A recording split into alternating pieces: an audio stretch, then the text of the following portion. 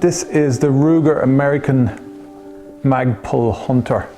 Ruger American are a rifle that I'm pretty familiar with. I had a Ruger American sort of lightweight rifle a few years ago in .308, and for the price of it, I always really liked it. I was always impressed by its accuracy, but my issue with that particular rifle was the stock was very small and light.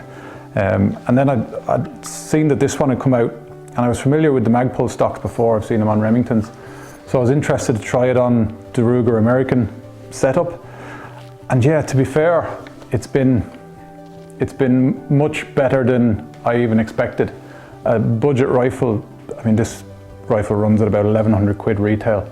6.5 Creedmoor, you've got a 20-inch barrel, 1-in-8 twist, and the stock is excellent. The ergonomics of this for shooting from prone or shooting from sticks like we did today are really excellent.